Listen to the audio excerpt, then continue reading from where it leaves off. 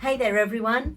Today I got an email from a functional medicine doctor that I follow called Dr. Jill, and she's got some really cool information about how they're looking at one of the intriguing effects of COVID-19 and how for some people potentially it is creating an encephalitis, which isn't fantastic.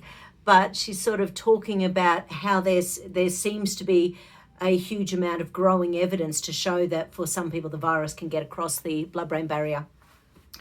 And so I'm just going to go through a few of her points because it's sort of really exciting. And once again, functional medicine is about looking at the world we live in, our nutrition, our herbs, our diet, our lifestyle, and what can we do about it? So it's not about, gee, we don't have a vaccine yet. It's about, right, what is it and how can we help? So obviously the SARS-CoV-2 is for the sudden acute respiratory syndrome, which many doctors are saying, hey, it's not just about the lungs, guys. You know, it seems to be, yes, it sends some people into sudden respiratory failure. There's been several studies that show that the people who do get it and come down really badly often have 2 to 3 comorbidities that they're already working on. And one of the big things that you've probably heard that happens is that it can create a cytokine storm. Now, a cytokine storm is, it basically releases all these inflammatory hormones into your body. So it creates massive and uncontrolled inflammation, which creates oxidative injury to your tissues and damage to your alveolar capillary barrier, so the membrane where gas is exchanged in your lungs. So this is why some people, when they get it hit really hard and they feel like they've got, a Jeep, sitting on their chest and they just can't breathe. And that's one of the big things is when they're coughing, can they breathe in? Can they actually get air into the lungs? That real inability seems to be one of the characteristics of COVID-19. So it's been listed as a respiratory disease because of the SARS connection to it. But the impact they are looking, because once again, we might all develop antibodies and that's fantastic. We've got to stay healthy. We've got to keep, all the things we've been chatting about over the last weeks up and running in the body.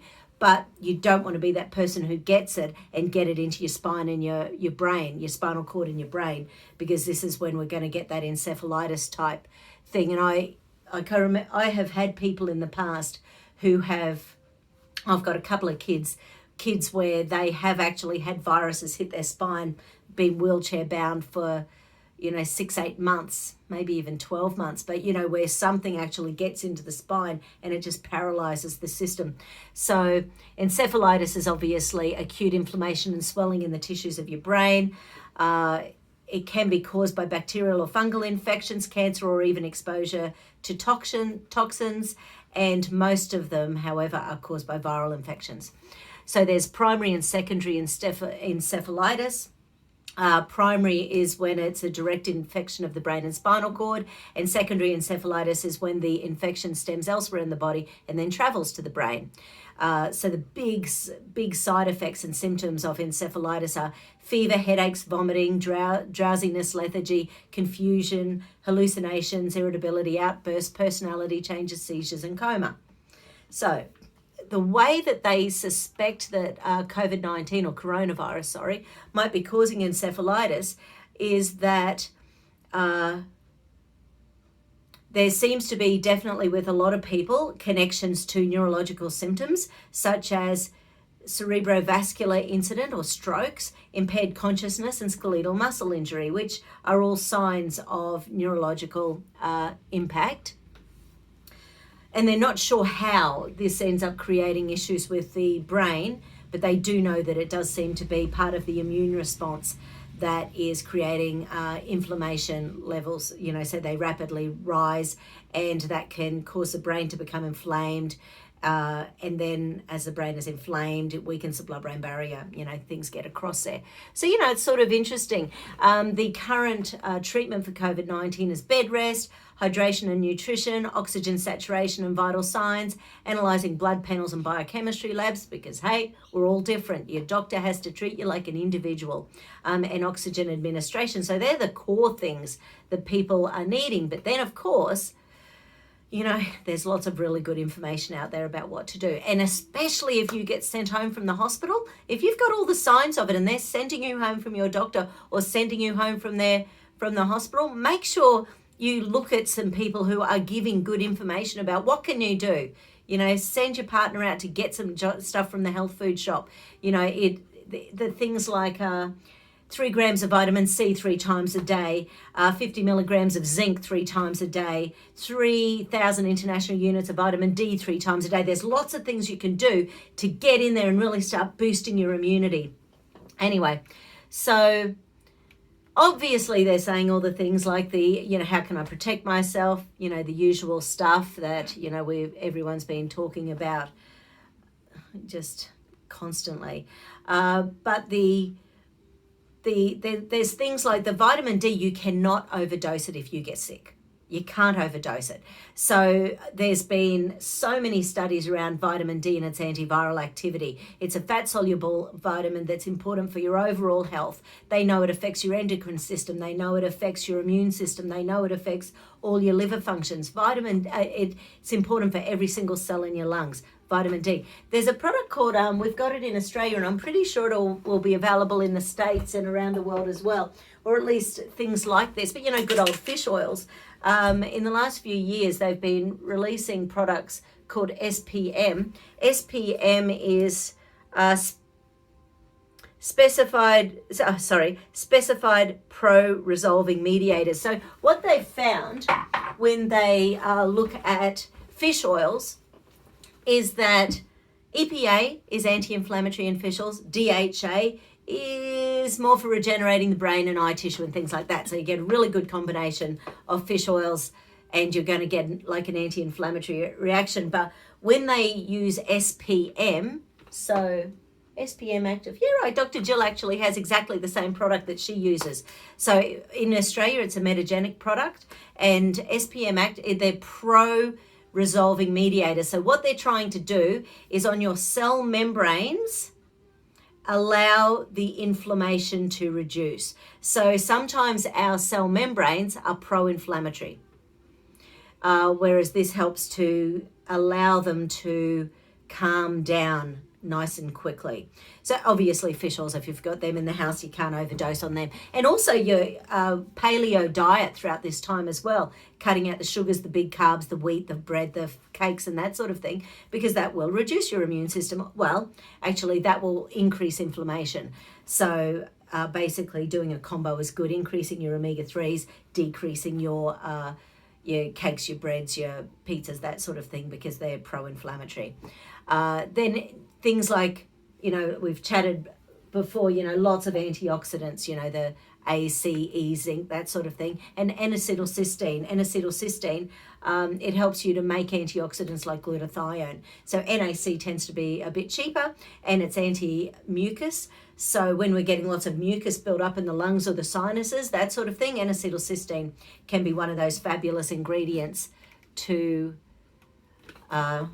use. So I've got a client arriving in a sec, sorry. But basically, once again, to think about reducing oxidative damage and protect yourself from free radicals, it's about eating the fresh fruit and veggies, your healthy fats, your high quality meats. They're all full of natural antioxidants.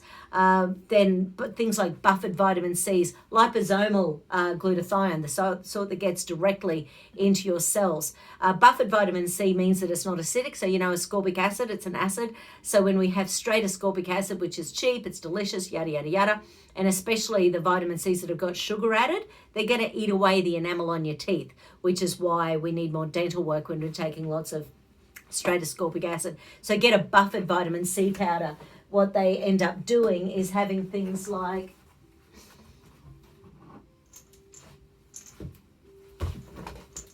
so the vitamin C tends to be buffered with things like nicotinamide and sodium. So basically a whole bunch of the minerals tend to be bound with the vitamin C, so that as they break apart in the system, the minerals are building up your alkalinity to buffer the ascorbic acid. Anyway, so we need to be our own best advocates during this thing. Like I've said before, if I had a choice and my folks got sick, I would be to their house in a heartbeat with a bunch of supplements and just making sure I keep them hydrated, making sure I keep them looking after themselves. There's actually a sauna at my mum's place, so I would make her get in it regularly. Old people are funny, you have to push them into things. So, it's sort of like I would be making sure infrared saunas are fantastic. They've done lots of studies in the past in Scandinavia and New Zealand where they've looked at infrared saunas and the benefit on the immune system. It's amazing. It's huge. So, and I know not everyone can have a sauna, but they're probably all shut. But we've always had an infrared sauna. I do love them. And you can get, I had